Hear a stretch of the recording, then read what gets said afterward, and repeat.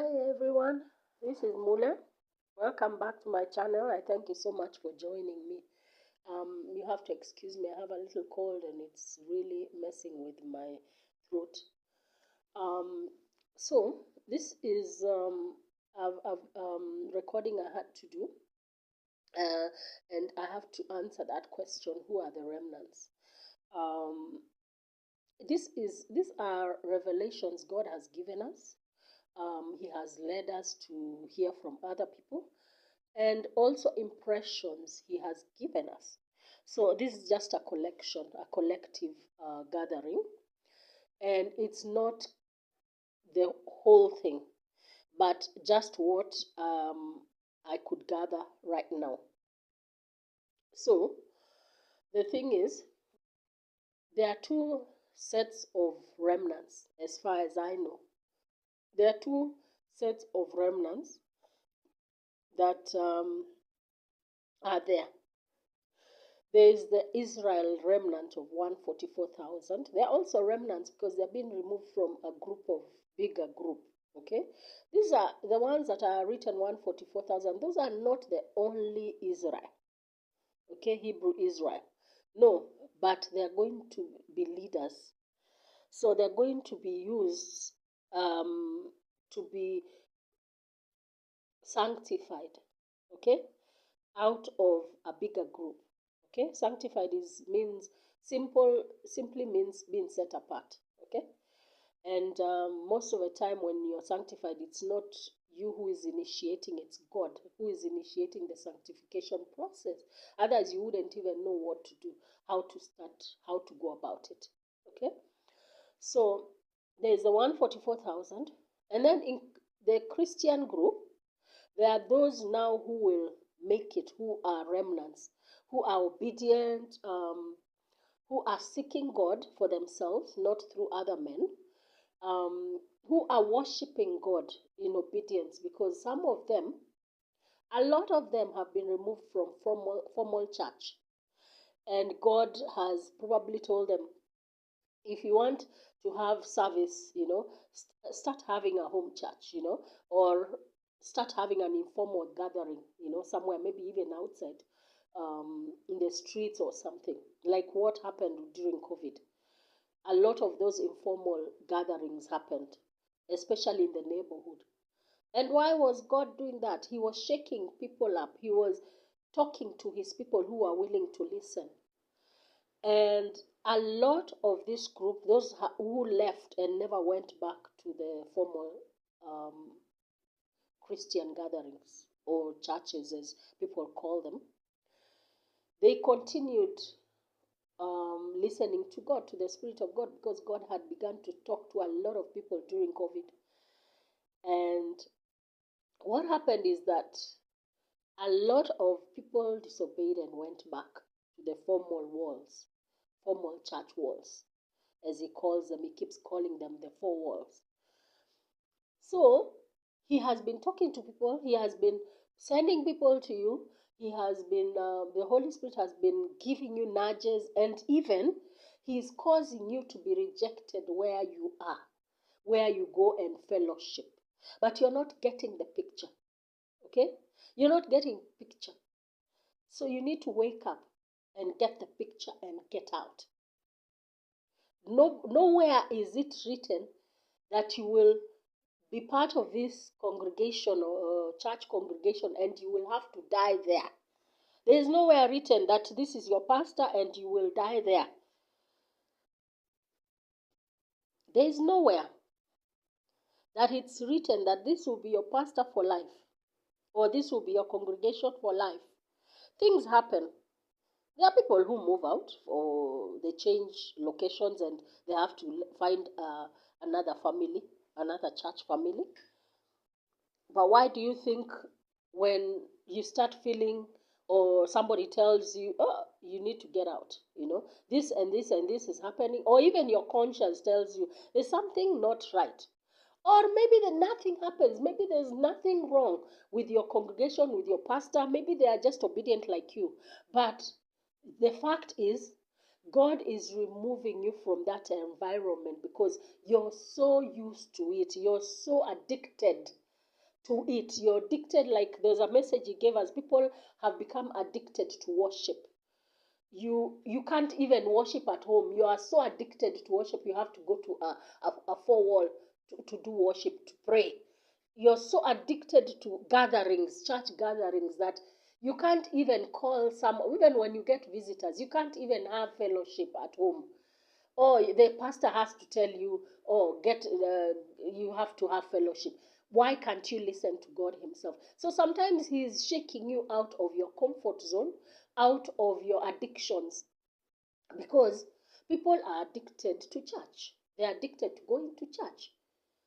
In fact, some years back, I was talking to a friend or some friends. I can't remember whether it was one or two or more. But all I remember that conversation was that I was saying, and they were also agreeing that if we don't go to church, we don't get our bearing right. As in, like, it's like we don't know whether the week has started or not. And that's a wrong reason, mentality, why we should go and worship. So another reason why a lot of people have been removed from church is because God gave us Ezekiel chapter 9. And you have to go and read it and find out what it says. Because in that reading, the presence of God left the, if I remember well, the Spirit of the Lord left the altar. Okay? It was a temple, so it must have left the Holy of Holies. Okay? And he went to the threshold. Threshold is the doorway, the main doorway where you enter a house or you enter a building. Okay, that's why a lot of married couples, you will hear these romantic song, movies and books. If you read romance books, they are talking about a man carrying his wife um, beyond the threshold, so that she's not the one who's holding or walking in. He's doing it. He's carrying her to claim her, like this is your home now. But it's just tradition. I don't know where it started from, but that's a tradition, and quite a lot of Westerners do that. I don't know about African, but a lot of Westerners, movies and stuff, you see a lot of stuff like that. So the Lord's presence left, we can say, the Holy of Holies, and went to the threshold, the doorway. And that means he was getting out. The Lord's presence never left the Holy of, never used to leave the Holy of Holies. So when it leaves the Holy of Holies, it means he's getting out. Okay? And what was happening is that Ezekiel was told, he had a voice saying that the people, there was somebody who was, there were people who are told to gather around, the ones who have complained, who have issues against the city, or is it the town? I can't remember. Anyway, Jerusalem. So they were told to gather around those who have issues against what is going on. Like now in our present situations in Kenya and others, you're told to gather around and protest, like, but now they were told, bring your weapons, whatever weapons of your choice. Okay, so everybody came with whatever, rungus, they came with pangas, they came with whatever weapons of their choice they wanted. Axes and guns, probably in present time, you come with a gun, whatever weapon. But there was one that came among this group that came with an ink horn, and I think something for marking. I can't remember whether it was what they used to mark, but I can't remember what else he came with. And this person was told, go and mark everybody on the forehead who has been mourning and sighing over and feeling heavy over the things that are going on, the iniquities and wrong things that are going on in this place, go and put a mark on them. And these other people, it was a big group of people, they were told, follow this person as he puts a sign on people who God is going to give him wisdom to identify. Of course, he doesn't know them. This is a spiritual thing, so he has to use the wisdom of God. After him, you come behind and you clean up everybody. And they were told, you kill the young as well as the old. Don't spare anybody. In fact, that was an instruction. Do not spare anybody that has not been marked. And Ezekiel was so heavy hearted and he was crying, And of course, even with the crying, it doesn't matter. The Lord is telling you something, He's giving you revelation. It doesn't matter how you feel. Most of the time, it doesn't matter how you feel. In fact, He wants to shock you and make sure you get it, because that's the only way sometimes people get it, when they are shocked, when they are told something or shown a vision or something happens suddenly and they were not aware, to shock them. Okay, so a lot of times that's how people understand. You will tell somebody something for years and years, but when something happens and shocks them, they will be so obedient. It's just like a kid. When you tell a kid, oh, do not touch that, they are so drawn to what you tell them. Don't touch, don't touch, don't. But when they touch and something happens, okay, when they touch and something happens, that's when they learn a lesson. But they don't learn it when you tell them. Okay, so, and there's an expression in Swahili or Kenya, we talk when we say mtoto akililia wembe mpe, as in like when a kid cries for a razor or razor blade, give them, And I used to find that such a harsh saying, but it's supposed to be a harsh reality. When they cut themselves, literally, they will learn to stay away. It's just like you tell a kid, don't touch fire, don't, but they will look for all ways when you're not around or when you're not looking. Why are you telling them not to touch this fire? So when they get burnt, that's when they learn. They learn it. So some things you will tell people and they don't understand until they test it and learn it.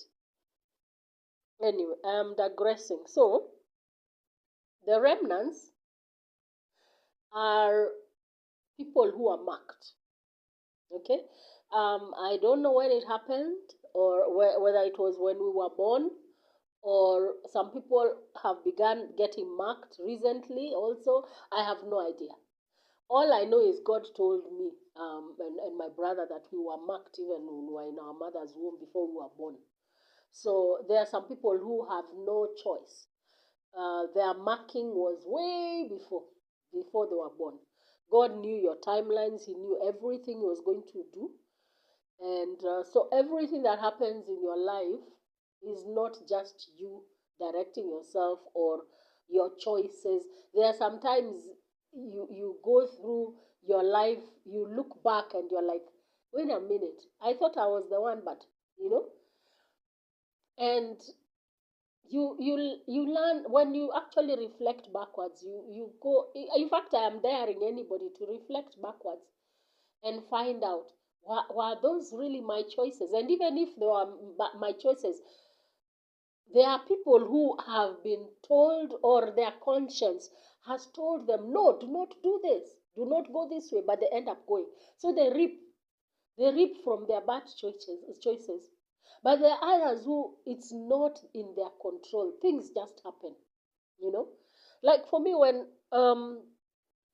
in the 1990s, yeah, late 1990s, I left work suddenly. It was not a planned. It was just one day I was there, and that day I had written a resignation letter, and I thought I had like 1 month or 2 months while I'm working through my my resignation what do you call it? The period you give as anyway, you understand the period, the 1 month time you give for for you um, you give resignation, and then you give 1 month, I think, notice, if I'm not wrong. You work out that 1 month. But because I was working with money, I was in the hotel business. Because I was working with money, the next day when I went to work, I was given a letter. I was told no, they will accept my resignation right now, and I have to leave today. I have to hand over everything and empty whatever in my safe, whatever it is, um, because that's the excuse they use, because you work, you handle with money. And I had to leave. I was not planning to leave that day, but just because I had thought I have 1 month to look for somewhere else, but suddenly it happened, and I have never been in a formal job after that. It was just informal here and there, contracts. I hear of this and this, and I tried. I mean, I went for interviews, and I come out of that interview knowing, oh, I've got it, you know, and things just, I'm told later, oh, you are okay, but somebody who had maybe a higher more papers, bigger papers than you, but you are good. In fact, there was an interview I left, and I had these people say, oh, she's the best so far we have seen. um, they didn't mean me to hear, but somehow when I was leaving, I just heard that one person say that, and I knew I got it. But now the next time I had it, I heard about it, somebody else, in fact, somebody I knew, got it.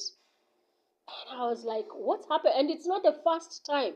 It was not the first time, two times. And I was like, what's happening? Why am I being overlooked? In fact, it was not even two times, three times now that I'm remembering it. It's three times. Okay? I was overlooked, and I knew I had it. And God has been, I didn't even know what was happening. Why this block from getting back to a formal environment, formal job? I had the papers for it. I tend to believe I had the wisdom for it, because when I left as a supervisor, or and I used to act as an assistant manager. In fact, sometimes even a manager, and it was all in my CVs. But I didn't know what was happening until one day, many years later, my sister commented something, and I was like, wow. She was like, I have met somebody, another lady who is like you, and her wilderness period is even longer than yours. And it made me think. It actually stopped me. And I was like, I didn't know I was in a wilderness. And she commented, I think even twice or three times. She's like, I want you to meet this girl. Her wilderness has been longer than yours. And that's when it just got me thinking. Because I never, probably I didn't ask the right questions from God. I was just asking God, give me something, like help me open these doors, what? But I was not asking the right questions. Okay? So those are just examples I'm giving you of my life. A lot of people, doors have closed. They have closed to you.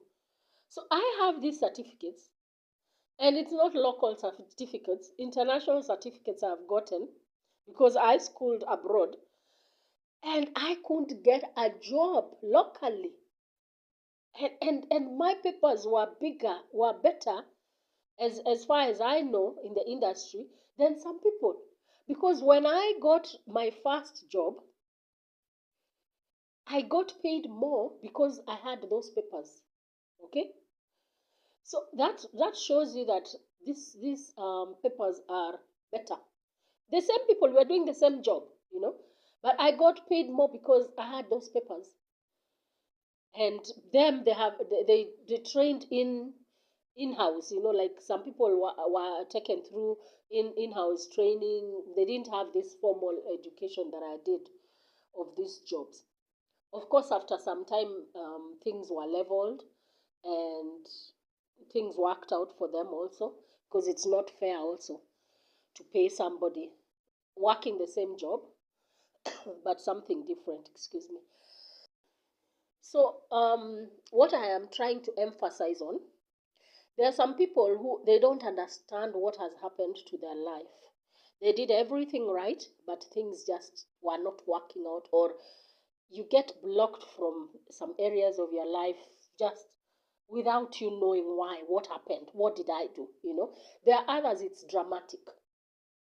It just happens dramatically, and you have to wonder, like Joseph in the Bible.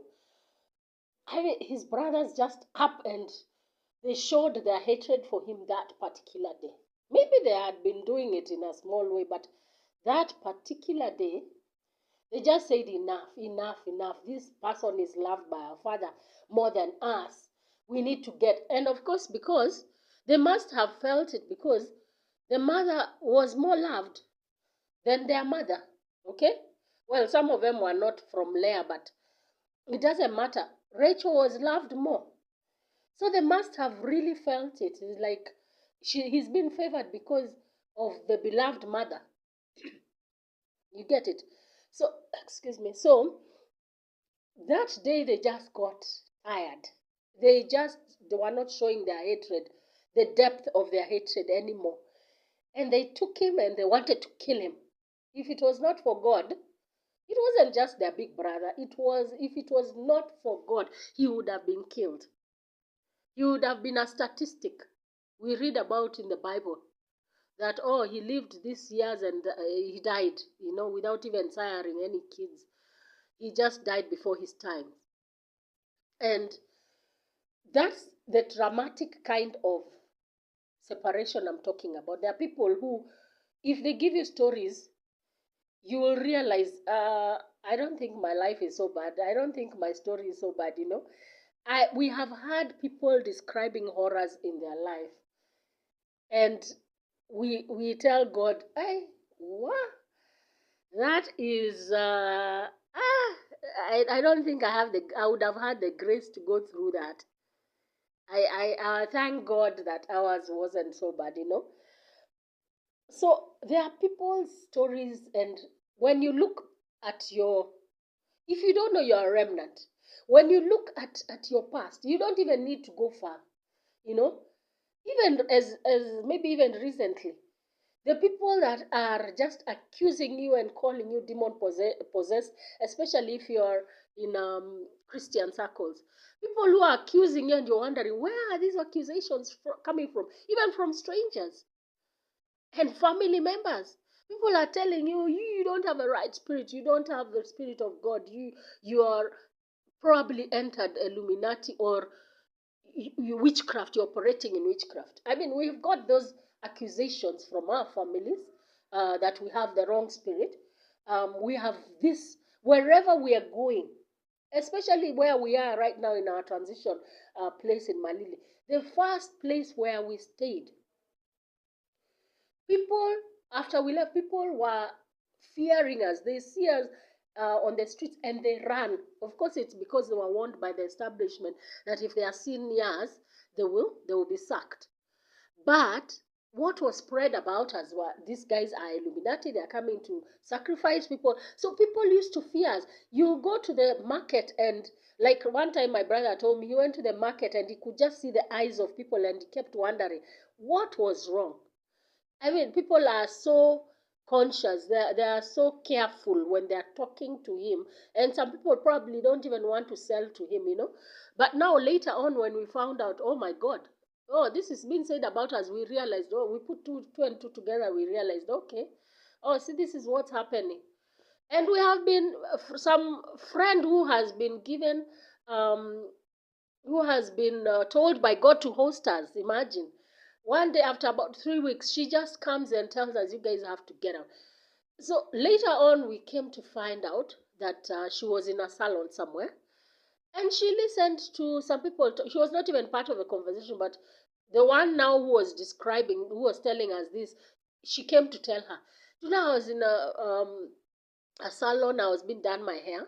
And the things that were being talked about, these people, I kept wondering, who are these in my house? And we have stayed with her for 3 months. I mean, 3 weeks, sorry. She had been told by God to host us. Imagine. And one day, that day, she just comes and tells us, you guys have to move. I don't want you. Yes, she had told us we need to move out for like the weekend because there's somebody who was coming to see her and all that stuff. She was not a believer, mind you. She was not a believer, but she was talked to by God to host us, and God told us go. But she used to talk to God. That's the thing about remnants. They are not believers, some of them, but they talk to God, and God talks to them. When they tell you the voices that are that are talking to them, you just recognize this is God talking to people because they are remnants, even if they have not subscribed to Christianity, but they hear God. Okay, so she told us, you guys, I cannot allow you to come back. And she sat there and told us to pack. She was not trusting us. In fact, she even hid some things so that in case we are tempted to carry them off or to steal from her. I was laughing throughout in my heart, although I was laughing, yes, but I was also confused because I was like, oh my God, not another rejection. Not because the Lord told us everywhere you go, how you will know time is up, I will cause these people to reject you. I will cause people to evict you. You won't go out. You won't leave of your own volition. People will be caused to chase you out. And it won't be always about money. I mean, for her, we had paid her rent that month. We had helped her with her rent that month because we were sharing a house. And when she left, she was left with our money. And we worked it out somehow because she had a shop. We could get stuff from her even afterwards. But after a while, she was, we stopped. We were told after she paid us some, we were told to stop going. We were just moved to stop going to her place. So the Lord will use whatever He can to shake your life. Because what He's doing, how you will know you're a remnant, especially. He's cutting you off from people. He's cutting you off from things. He's cutting you off from jobs. He's cutting you even from location. And the ones he's cutting you off will react violently to you. Okay? I'm sure there are people living with stories that people wanted to kill them, just like Joseph. Maybe your family. We have a friend who the family wanted to, I mean, if they had stayed, there would have probably been another statistic.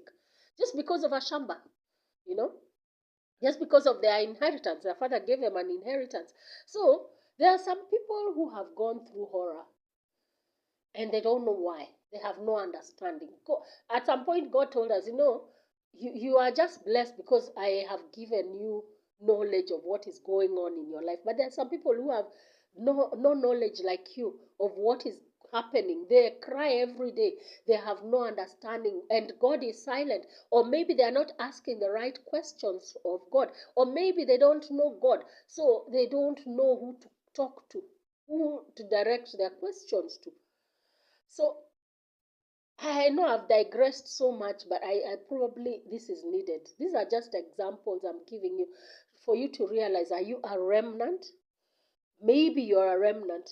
That's why I'm telling you, remnants are in two groups of categories. You're a Christian, even if you've backslidden, excuse me, even if you have backslidden. And you see now, backsliding is just you going back. But it doesn't mean God went back. There are those who backslide and end up in hell, but there are those who backslide and God still keeps his hands on them. Then he will bring them back.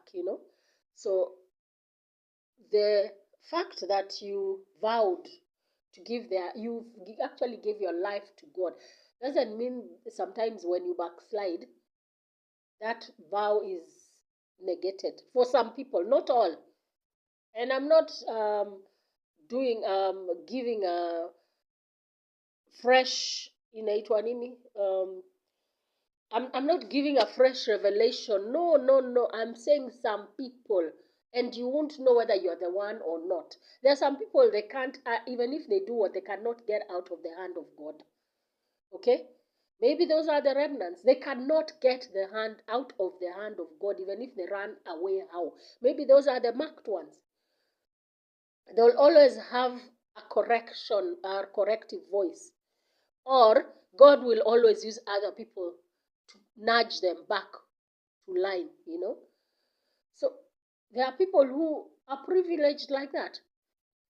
If they are trying to choose the wrong way or make the wrong decision, God will make sure that that decision will not be made, or he makes sure you get banned, so that because he wanted to cut you. Either if it's financial, he wants to cut you off from your finances, so he wants you to get banned completely, your finances to get banned, to get finished, because he's literally finishing everybody.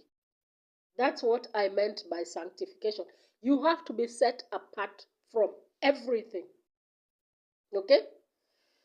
And another thing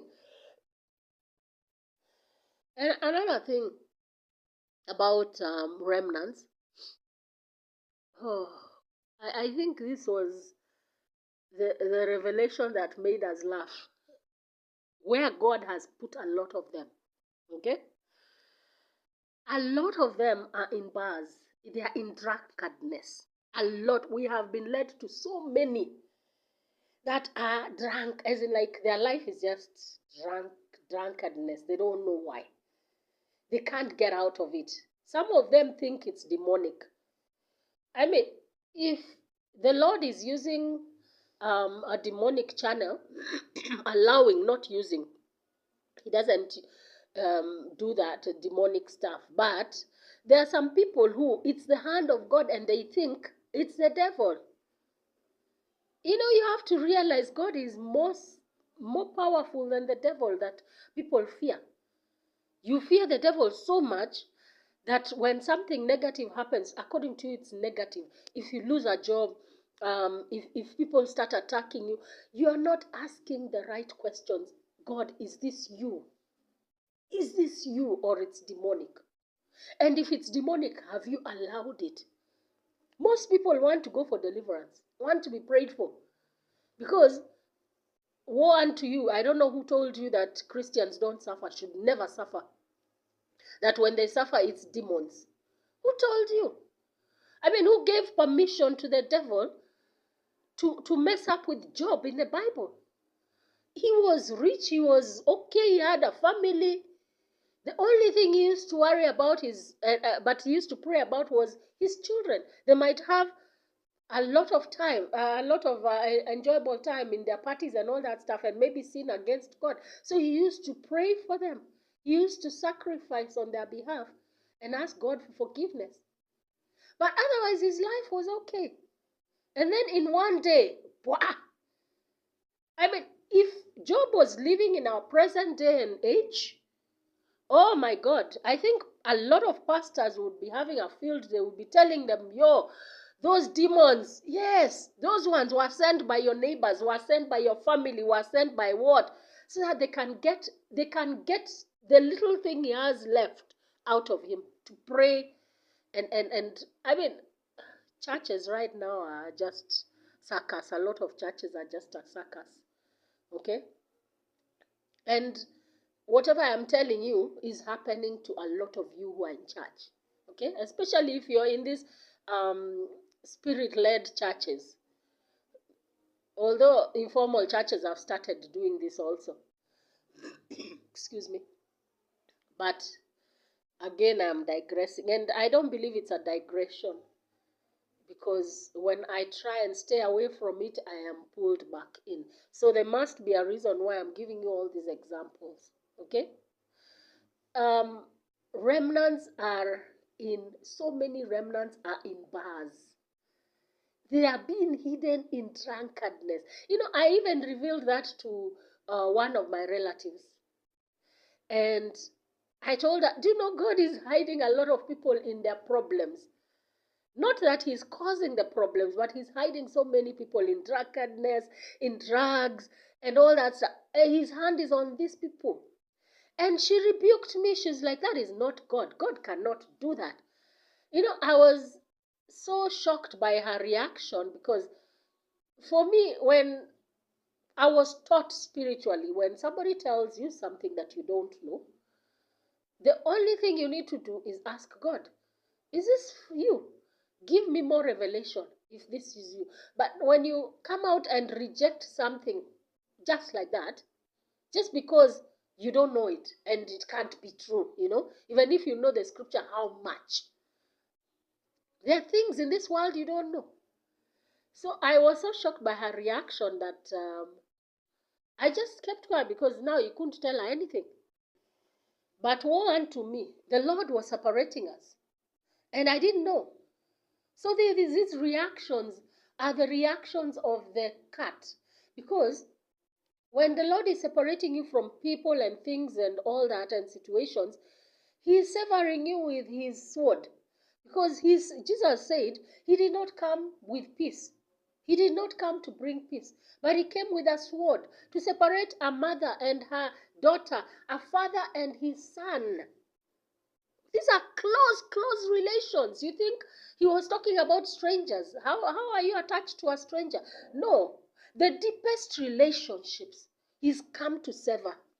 Okay? If the deepest relationship is your family, either a parent or parents, or even your siblings and your daughters or sons, okay? Even severing, even your job. Maybe your job is so important to you, okay? These are the severings God is going to do to, has maybe even done to a lot of people, especially if you are a forerunner. You have gone through what I am telling you. What I am describing, you have gone through in one way or another, and you can give your story in more details, okay? Because a lot of people don't even understand what is happening. A lot of people have gone through a lot of things and they don't have an understanding of what is happening in their lives. That's why God is sending me to describe these things, explain, give details of my life. Okay?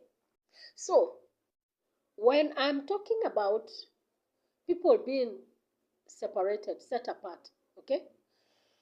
Many years ago, because this thing about Kenya and, the remnant thing we found out just recently, the name remnant, to do with us, connected to us, we found out just recently, but we knew this thing of revival of Kenya more than 20 years ago, in the early 2000s. And somebody had revealed that to us.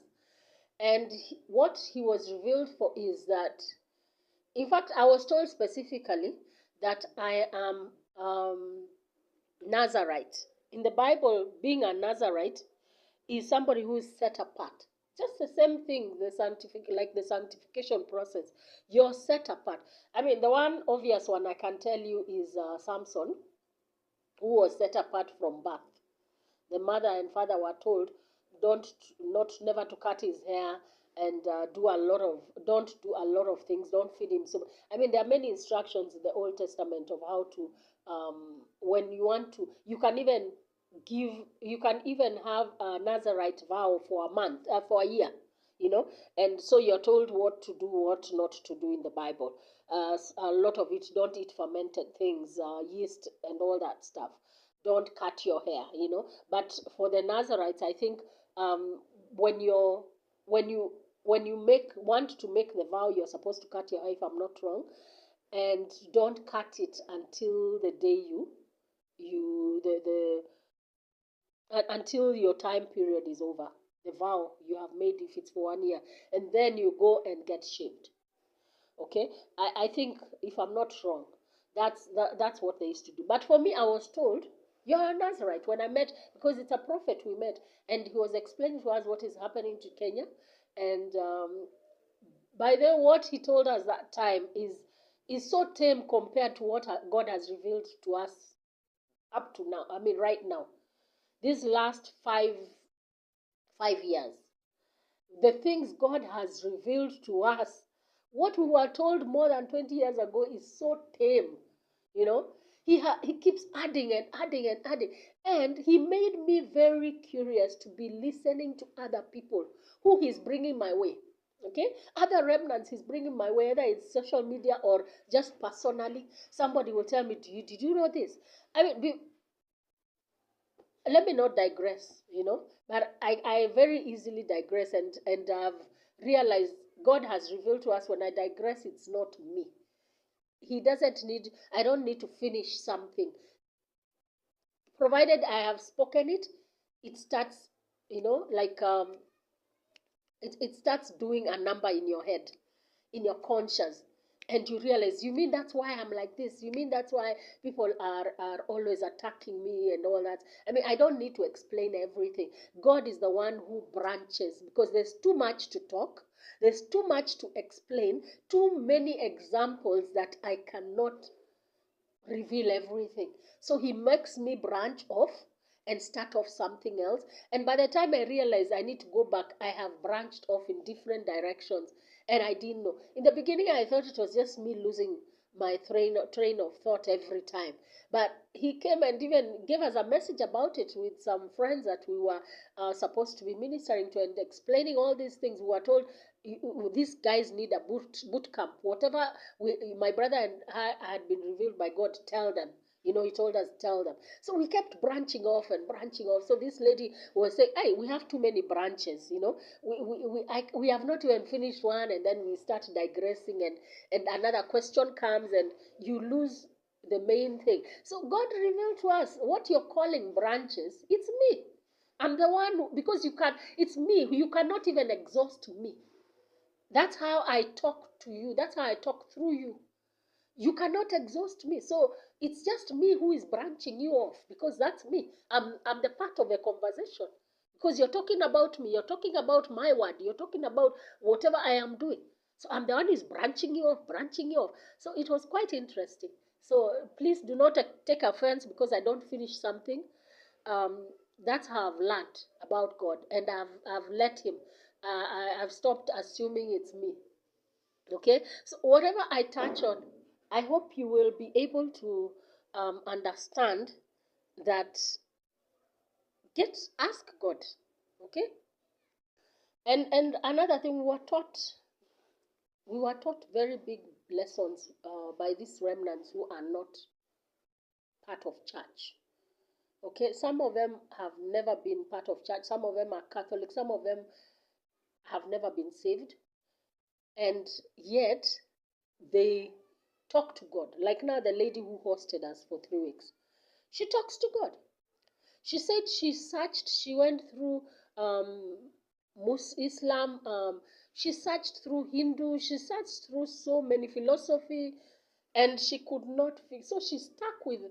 She said the only thing she could stick with was talking to her Creator. Because now every religion has this and this and this, Siju Allah, Siju Buddha, and all that stuff. Oh, excuse me. So what she did is she stuck with her Creator.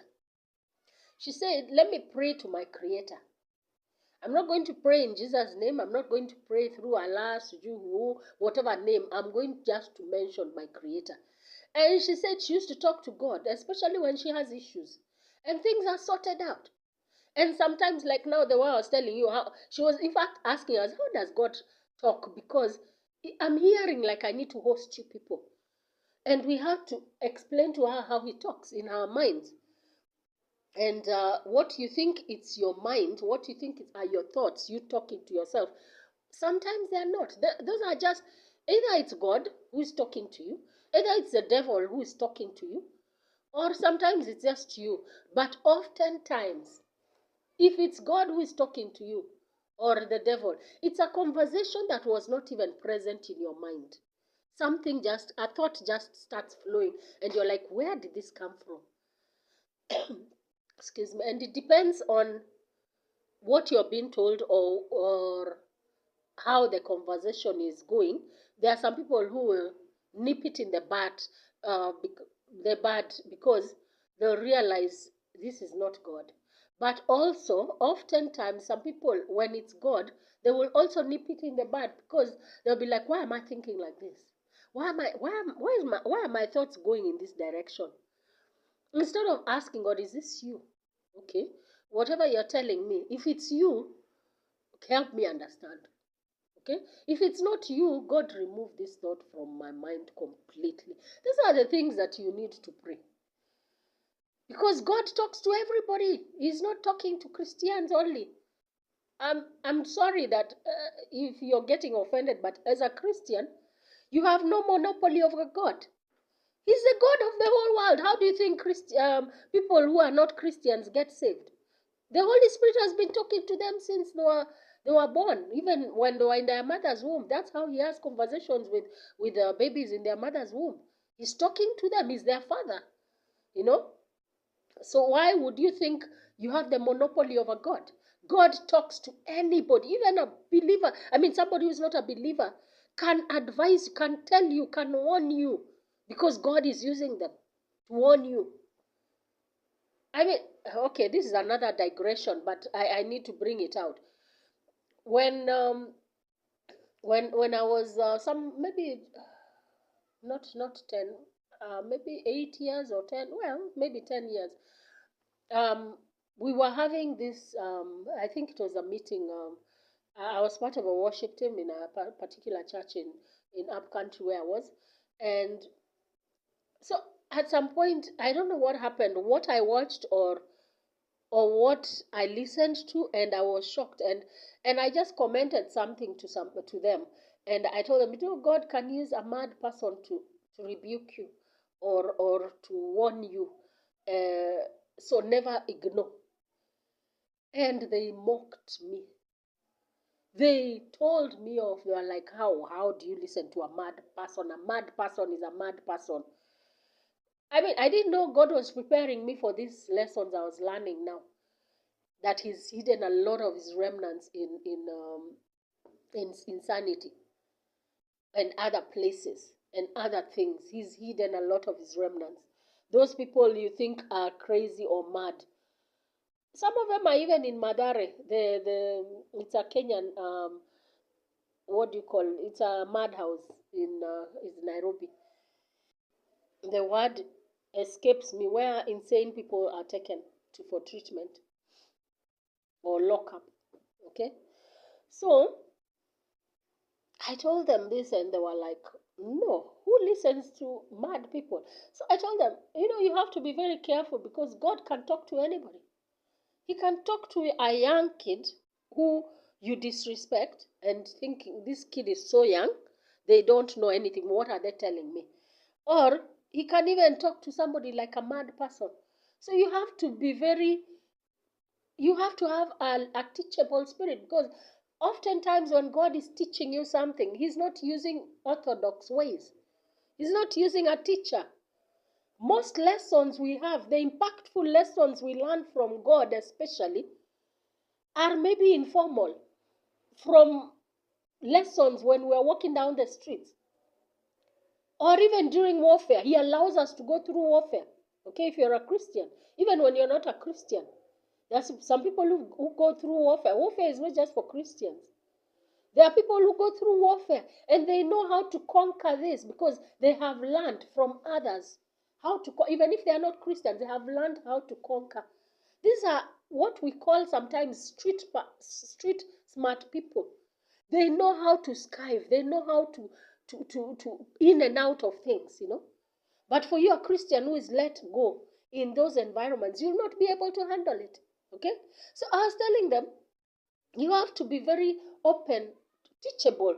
Have a teachable spirit, so that when God uses somebody, you don't ignore them because of their mental state. You don't ignore them because of their age. You don't ignore them because they are not from your church.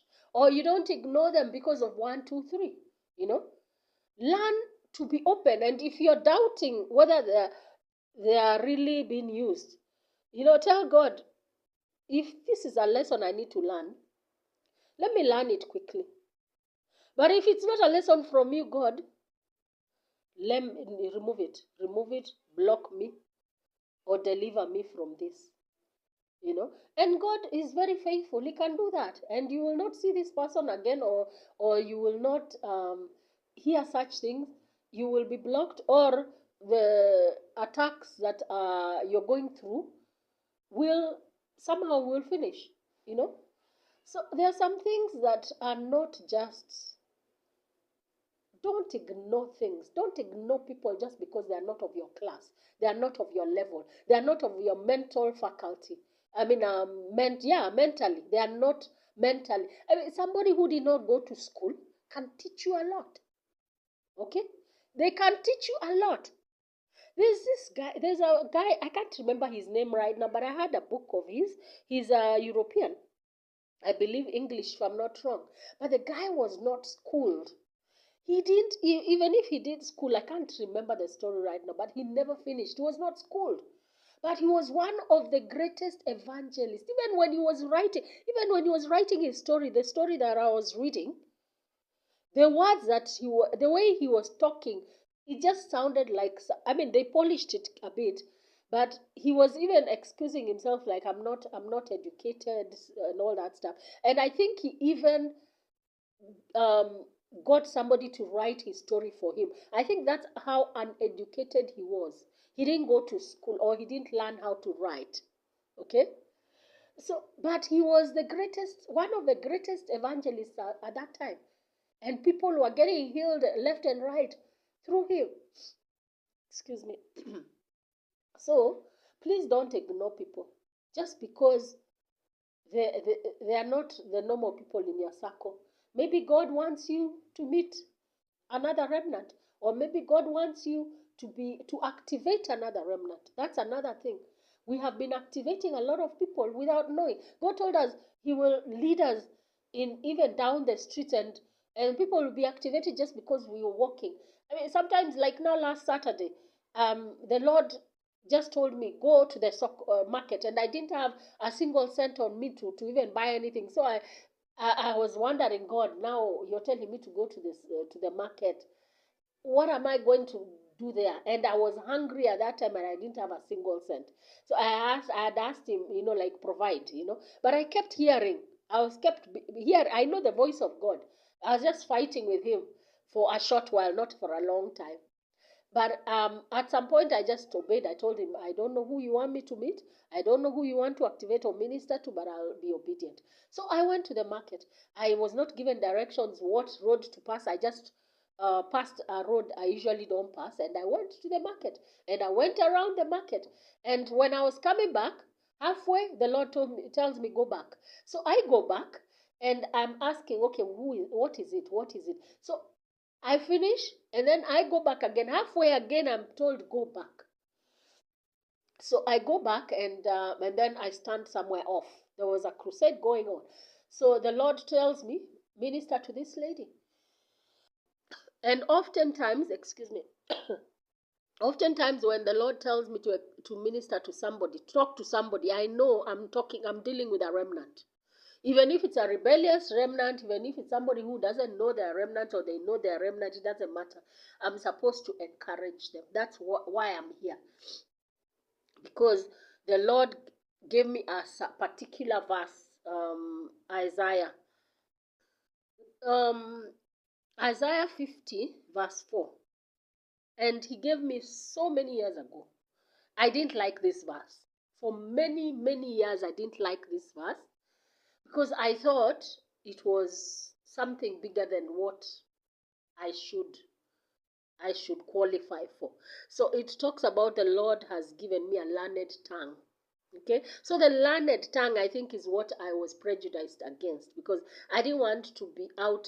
I've never wanted to be out in the, even, I mean, as a leader or something like that, because even in school, drama, I used to love those things, drama festival and music festival, but I used to love being in the crowd. I didn't like being in the forefront, to be seen, to be heard. I wanted to be part of the crowd.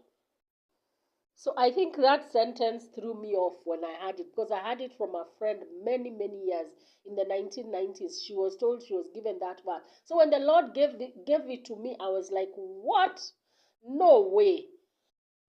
What I had not put in importance is the second part of it, to give me words to encourage the weary, the weak. And that one I had not put it together with the learned words. The learned words I thought were just education, like learned, like gift of knowledge and I mean, I didn't want that. But now I didn't understand it's for encouraging the weary. So this Saturday, I was told go and minister to her. Of course, by now I'm used to it. But I'm just giving you an example of the verse God has given me to cause me to operate in this way. So I stood there and she finished. There was a small crusade going on. She finished and she had to pray for people. In fact, the second time I was told to go back, she had finished. And I mean, not the second time, the third time now I was told, because I had stood where she was. I had stood for 2 minutes just to listen something. And then I don't know what kept me there for a short while. I was passing through. And then when I was crossing the road again, I was told go back. I think whoever was watching me cross back and cross, they must have thought, what is wrong with this woman? Because I go cross and I stand somewhere and God is telling me go back, go back. I must have looked like a confused person who didn't know what they were doing. Or they thought they have forgotten something. Excuse me. So I went and waited on for her. Now she was praying for people on the side and talking to them and all that stuff. So I finished and I talked to her. I told her, the Lord wants to bless you. Are you willing to listen? She was like, yeah, I never refuse when God is. So the Lord was telling her, yeah, you've blessed so many people, you have ministered to so many people, but now it's your time. So I told her what I needed to tell her, and she was so receptive, and she was asking me for my number and all that, and I told her, no, you don't need my number. All you need to do is if God needs you to see me again, just tell him I need to encounter that lady again, and God will arrange it. But oftentimes you think you need this person just because I told you something. No, you don't need me. Once is enough. I've activated you and I've gone on. What you hear, you're so privileged. If you're listening to this, wherever you are in social media, you're so privileged because there are so many of us who don't even hear, who don't know, who have not come in contact with this channel to hear what is happening. Why am I going through what I'm going through? So, in fact, if you can share this with somebody who you know needs this, please do. Tag somebody. Share this so people can get encouraged. So let me come back to what I started. Who is a remnant? Okay, and probably I'll have to do a part 2, or probably I have to cut this in two and so that it doesn't take too long. But let me just finish wherever it's going to take me, and I'll decide how I'm going to post this. So, excuse me. So there are 2 sets of remnants. Okay, I have talked about the Christian ones, and that's why a lot of you are being fought by even your pastors. Okay, people you didn't understand, you don't understand why they are fighting. All of a sudden people are fighting you, or you're having problems, or you're uncomfortable when you go for worship, because that's what happened to me. By the time I was being cut off from formal church 2018, when my dad died, I was so uncomfortable going to that church. Okay, I half of the time I could not. I don't know what was happening. Now I know God is cutting me off, and He was cutting off other people because I was talking to other people, and they were saying, why don't I feel like going to church? I mean, I don't even feel like going. I want to stop going. At that time, I didn't have any knowledge of what was happening, so I just gave them an example of me, and I told them, oh, even me, sometimes I could go for 3 days without going to church. I mean, not 3 days, 3 weeks. And people can really make you feel guilty. So my neighbors and friends were like, Aya, why haven't you gone to church? Have you backslidden? And I used to ask them, does it sound like I'm backslidden? I'm worshiping God. In fact, the presence of God is so much in my room when I worship God. But when I go to these churches, when I go to my formal building as a church, I used to struggle even to get a breakthrough. So it used to drain me until sometimes I did say I'm not going to go. And mind you, I'm a worship team member, worship team leader, um, and apparently I'm a leader in church. It was an apparent because I didn't see where the leadership